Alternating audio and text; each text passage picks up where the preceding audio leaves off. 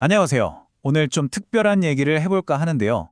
군사 쿠데타라는 현대 정치에서 가장 격렬한 사건 중 하나를 명리학이라는 아주 오래된 동양의 관점으로 한번 들여다보는 시간을 갖겠습니다. 자, 이게 어떻게 연결되는지 지금부터 한번 빠져들어 보시죠. 시작부터 이런 질문을 던져볼게요. 과연 수천 년 전의 오래된 지혜가 현대 국가에서 벌어지는 이 폭력적인 사건을 의미 있게 설명할 수 있을까요? 이 질문을 마음속에 품고 오늘 이야기를 한번 따라와 보시면 재밌을 겁니다. 자, 첫 번째 섹션입니다. 지금부터 우리는 국가의 건강 상태 혹은 운명을 이야기하는 아주 새로운 단어들을 배우게 될 거예요.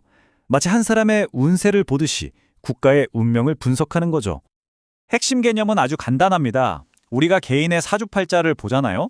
그 원리를 그대로 국가라는 거대한 공동체에 적용해 보는 겁니다.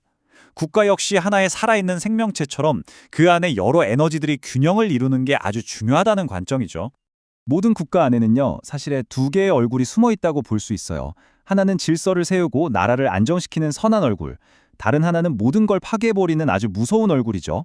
이 둘이 어떻게 바뀌는지 한번 보시죠. 바로 이겁니다. 이 슬라이드가 오늘 이야기의 핵심 중 하나인데요. 정관과 칠살, 완전히 반대되는 두 개념의 충돌이죠. 말하자면 국가 통치의 빛과 그림자, 그 양극단을 보여주는 거예요. 한쪽은 안정, 다른 한쪽은 폭력. 기억해 두세요.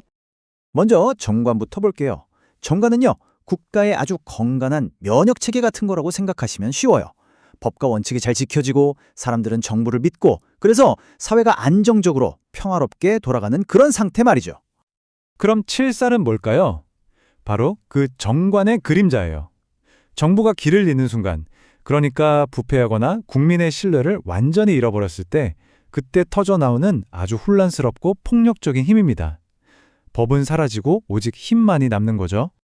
이 문장이 이 모든 변화를 한마디로 요약해 줍니다. 결국 멀쩡하던 국가의 힘, 그 안정적인 정관이 썩어서 폭력적인 칠살로 돌변하는 과정, 그게 바로 쿠데타라는 겁니다. 정말 무서운 변질이죠. 자, 그럼 그 끔찍한 결과는 어떨까요?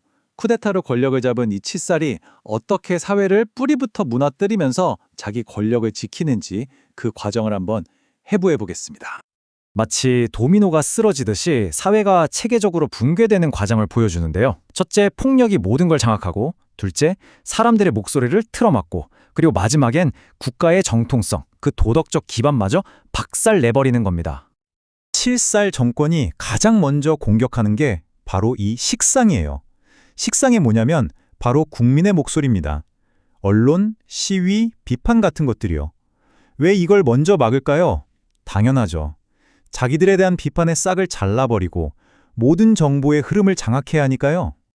자, 사람 드립을 막았어요. 그럼 그 다음은 바로 인성을 파괴하는 겁니다.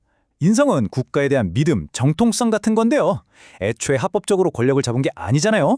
그러니까 신뢰가 아니라 공포로 다스려야 하는 겁니다.